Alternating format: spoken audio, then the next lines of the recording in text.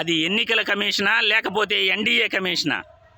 ఎన్నికల కమిషన్ కేంద్ర ప్రభుత్వం మోడీ గారి ఆధ్వర్యంలో పనిచేస్తూ ఉందా? ఎన్డీఏ కూటమి ఎలా చెప్తే అలా ఏపీలో ఎన్నికల కమిషన్ పనిచేస్తూ ఉందా అంటే అవుననే అనిపిస్తూ ఉంది. చంద్రబాబు ఎంత చెప్తే అంత ఎన్నికల కమిషన్ ఏపీలో పనిచేస్తూ ఉంది అనడానికి ఉదాహరణలు కూడా ఉన్నాయి. పక్క రాష్ట్రంలో తెలంగాణలో రైతులకు ఇన్పుట్ సబ్సిడీ అక్కడ మరో 2 రోజుల్లో పడతా ఉంది. ఏపీలో రైతులకు 840 కోట్లు ఇన్పుట్ సబ్సిడీ రావడానికి ఎన్నికల కమిషన్ అడ్డుపడింది. రాష్ట్రంలో విద్యా దీవెన 610 కోట్లు పడడానికి ఎన్నికల కమిషన్ అడ్డుపడతా ఉంది. పక్క రాష్ట్రంలో కేసీఆర్ గారిపై 48 గంటల ఆంక్షలు విధించారు. నోటికొచ్చినట్లు ఇష్టం వచ్చినట్లు మాట్లాడుతున్న చంద్రబాబు నాయుడుపై ఆంక్షలు లేవు. ఎందుకు ఈ పక్షపాతం? కేంద్ర ప్రభుత్వం ఎన్డీఏ కూటమి చంద్రబాబు ఎలా చెప్తే అలా మీరు పనిచేస్తారా? ఎంత అన్యాయం ఇది! కేంద్ర ఎన్నికల కమిషన్, ఏపీ ఎన్నికల కమిషన్ మీరు కేంద్ర ప్రభుత్వం కనుసన్నలలో, మోడీ గారి కనుసన్నలలో చంద్రబాబు ఎలా చెప్తే అలా మీరు అధికారాన్ని అడ్డం పెట్టుకుని వాడుకుంటారా? ఇది పక్క దగ అని ఈ వీడియో ద్వారా ప్రజలందరికీ కూడా తెలియజేస్తున్నాను. రైతులకు ఇన్పుట్ సబ్సిడీ పక్క రాష్ట్రంలో మరో 2 రోజుల్లో పడుతూ ఉంటే ఏపీలో 840 కోట్లు రైతులకు ఇన్పుట్ సబ్సిడీ రాకుండా నిలిపేశారు.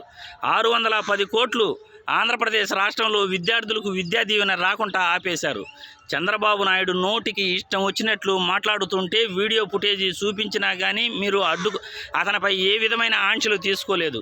ల్యాండ్ టైటిలింగ్ చట్టంపై ఐవీఆర్ కాల్స్ ద్వారా ప్రజల్లో తప్పుడు సంకేతాలు పంపిస్తున్నా ఏ విధమైన ఆంక్షలు మీరు విధించలేదు.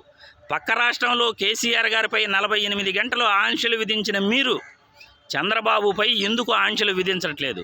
అంటే కేంద్ర ప్రభుత్వం కనుసన్నలలో ఎన్డీఏ కూటమికి అనుకూలంగా మీరు పనిచేస్తున్నారా? ఏపీలో ఏం జరుగుతూ ఉంది అసలు? ఎన్నికల కమిషన్ ఎందుకు ఇంత పక్షపాతం వహిస్తూ ఉంది? ప్రజలకు మంచి జరుగుతూ ఉంటే ఎందుకు అడ్డుపడతా ఉంది? అవ్వాతాతలకు పింఛన్ రాకుండా వాలంటీర్ వ్యవస్థను ఎందుకు రద్దు చేసింది? తెలంగాణ రాష్ట్రానికి ఒక రకంగా, ఏపీ రాష్ట్రానికి మరో రకంగా ఎందుకు పనిచేస్తున్నారు? ప్రజలందరూ కూడా అర్థం చేసుకోవాలి. జగనన్నని రాయితో కొట్టండి అని అన్నాడు. జగనన్నపై దాడి చేయండి అని చంద్రబాబు ఆదేశాలు ఇచ్చాడు. ఆ దున్నపోతును తలా రాయి తీసుకుని కొట్టండి అన్నాడు. విజయవాడలో రాళ్లదాడి చేపించాడు.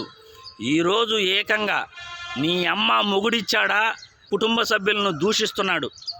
ఇంత దిగజారిపోయి మీ అమ్మ మొగుడు డబ్బులు నువ్వు ఇచ్చావా అని అంటుంటే ఎంత దిగజారిపోయి చంద్రబాబు మాట్లాడుతున్నాడో, ఓడిపోతామని తెలిసి చంద్రబాబు ఎంత ఫ్రస్ట్రేషన్కు గురవుతున్నాడో ప్రజలందరూ కూడా అర్థం చేసుకోవాలి. ప్రజలందరికీ కూడా 5 సంవత్సరాలుగా సంక్షేమ పథకాలు ఇస్తుంటే సంక్షేమ పథకాలు కంటిన్యూగా ఇచ్చే వాటిని ఆపకూడదు. కానీ కేంద్ర ఎన్నికల కమిషన్, ఏపీ ఎన్నికల కమిషన్ ఎన్డీఏ కూటమి యొక్క ఆదేశాలతో ప్రజలకు మేలు జరగకుండా ఆపేసింది. పసుపు కుంకుమ పథకం గత ప్రభుత్వంలో అది కొత్త పథకం అయినా కానీ 2 రోజుల ముందు, ఎన్నికలకు 2 రోజుల ముందు రిలీజ్ చేయడం జరిగింది. ప్రజలకు డబ్బు ఇవ్వటం జరిగింది. కానీ ఇప్పుడు మాత్రం రైతులకు, విద్యార్థులకు డబ్బులు పడకుండా తీవ్ర నష్టం రైతులకు, విద్యార్థులకు ఎన్నికల కమిషన్ కలిగిస్తున్నది. పక్క రాష్ట్రంలో ఏమో రైతులకు ఇన్పుట్ సబ్సిడీ ఇవ్వచ్చు, మన రాష్ట్రంలో ఇన్పుట్ సబ్సిడీ ఇవ్వకూడదా? విద్యా దీవెన ఇవ్వకూడదా? మహిళల అకౌంట్లో డ్వాక్రా మహిళలకు రుణం ఇవ్వకూడదా? ఎస్సీ ఎస్టీలకు నిధులు ఇవ్వకూడదా? చేనేతలకు నిధులు ఇవ్వకూడదా? ఎందుకు అడ్డుకుంటున్నారు? ఎందుకు ఇంత పక్షపాతం? పక్క రాష్ట్రంలో డబ్బులు రిలీజ్ చేస్తూ మన రాష్ట్రంలో మీరు ఎందుకు అడ్డుకుంటున్నారు? చంద్రబాబు యొక్క ఆదేశాలతో, మోడీ గారి ఆధ్వర్యంలో ఎన్డీఏ కూటమికి అనుకూలంగా ఎన్నికల కమిషన్ పనిచేస్తూ ఉంది. ప్రజలందరూ కూడా మీరు తెలుసుకోవాలి, అర్థం చేసుకోవాలి. చంద్రబాబుకు తగిన బుద్ధి చెప్పాలి, ఎన్డీఏ కూటమికి తగిన బుద్ధి చెప్పాలి అని ఈ వీడియో ద్వారా ప్రజలందరికీ విజ్ఞప్తి చేస్తున్నాను.